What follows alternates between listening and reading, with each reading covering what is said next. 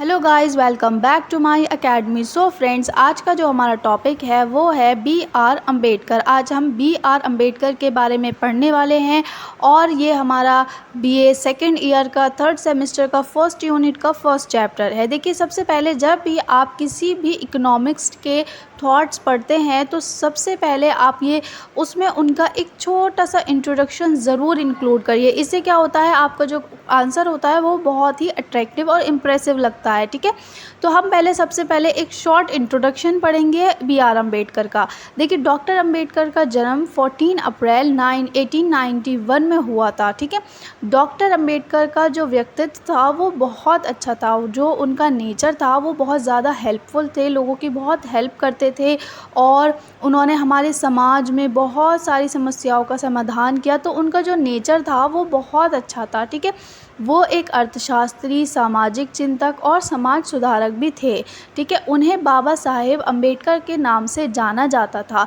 ठीक है, वो पहले अर्थशास्त्री थे जिन्होंने विदेश से अर्थशास्त्र में डॉक्टर की डिग्री प्राप्त की और भारतीय संविधान तथा भारतीय रिजर्व बैंक के गठन में इनकी विशेष भूमिका रही थी। देखिए, ये हमारे जितने भी इकोनॉमिक्स थे, ये उनमें सबसे पहले इकोनॉमिक्स थे जिन्होंने विदेश से डॉक्टर इकोनॉमिक्स में डॉक्टर की डिग्री ली थी। ठीक है, इन्होंने पीएचडी किया था इकोनॉमिक्स में विदेश में रहकर। ठीक है, और इन्होंने भारतीय संविधान और भारतीय रिजर्व बैंक के जो गठन में इनकी विशेष भूमिका रही है। देखिए, 6 दिसंबर 1956 में उनका निधन हो गया।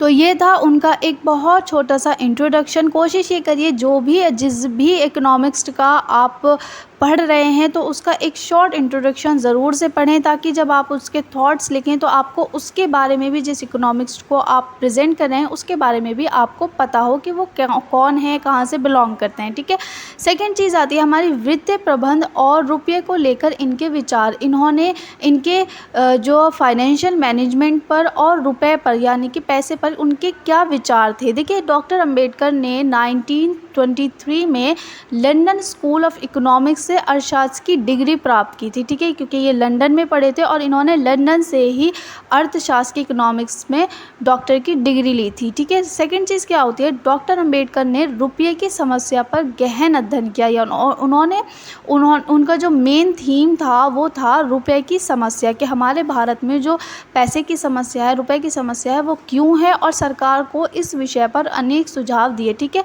और उसके ऊपर उन्होंने बहुत ज़्यादा गहन अध्ययन किया, बहुत ज़्यादा डीप स्टडी करी, फिर उसके बाद उन्होंने सरकार को बहुत सारे सुझाव दिए। ठीक है, नेक्स्ट थिंग, उनकी थीसिस रुपये की समस्या, उसकी उत्पत्ति और समाधान रुपये की समस्या पर आधारित थी। उनके थीसिस यानी कि थीसिस मतलब हम वो कह सकते हैं उनकी रिसर्च या फिर उनके जो ऐसे थे वो उनके रुपये की समस्या पर थे, और उसकी उत्पत्ति और समाधान जो भी थी उनकी थीसिस थी वो सब रुपये की समस्या पर आधारित थी, कि रुपये की समस्या क्या है, इसकी उत्पत्ति कैसे हुई और इसका समाधान क्या हो सकता है। कि क्या हुआ था, हमारे भारत में अंग्रेज़ों और भारतीयों के बीच में रुपये को लेकर बहुत ज़्यादा विवाद चल रहा था। उस वक्त उन्होंने रुपये की समस्या पर ध्यान दिया और उन्होंने फिर अपनी एक थीसिस लिखी, द प्रॉब्लम ऑफ रुपये, it's organs and it's solution. उसमें उन्होंने रुपये की समस्या का समाधान लिखा, उसकी उत्पत्ति लिखी और उस पर बहुत गहन अध्ययन किया। फिर उसके बाद ये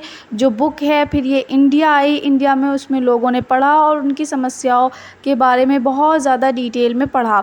ठीक है, देखिए अब क्या होता है, उन्होंने बहुत सारे रीजंस बताए थे रुपये की समस्या के लिए। देखिए, सबसे पहला होता है मुगल काल में दोहरा मानक। इसका मतलब ये होता है, पुराने ज़माने में क्या होता था कि दो मानक चलते थे, सोना चलता था, चांदी चलती थी। तो इससे क्या होता था कि एक के चक्कर में दूसरे की जो वैल्यू होती थी रुपये की वो गिर जाती थी, तो इसीलिए दोहरा मानक चलता था।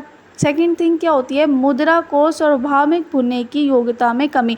देखिए, पहले क्या होता था, कहीं पर कोई मुद्रा चलती थी, कहीं पर कोई मुद्रा चलती थी। तो इसमें क्या होता था कि जो मुद्रा जहाँ चल रही है वो मुद्रा दूसरे एरिया में नहीं चलती थी, ठीक है। भुनने मतलब होता है कि उसको यूज़ करने की जो योग्यता थी, ठीक है। जैसे कि फॉर एग्जांपल कहीं पर सोने के सिक्के चलते थे तो वो सोने के सिक्के किसी और दूसरे एरिया में नहीं चलते थे। तो ये जो चीज़ थी कि मुद्रा को सर्वाधिक भुनने की योग्यता, उसमें कमी थी। जो मुद्रा जहाँ यूज़ हो रही है उसकी वैल्यू वहीं होती थी, ठीक है। तीसरी चीज़ क्या होती थी, कोई चेक प्रणाली नहीं थी। जैसे कि हम कोई काम कराते हैं तो उसमें क्या होता था, आज की डेट में हम चेक निकाल कर दे देते हैं कि भाई हमारा ये काम होना है, लेकिन पहले क्या था, कोई चेक प्रणाली नहीं थी, तो उससे बहुत रुपये की समस्या हुई, ठीक है। तीसरी चीज़ थी कि स्थिर धन माध्यम, यानी कि लोगों के पास जो धन था वो बहुत स्थिर था, लोगों के पास बहुत ज़्यादा धन नहीं था, और जो उनकी धन की क्वांटिटी थी वो बहुत ज़्यादा स्थिर थी, ठीक है।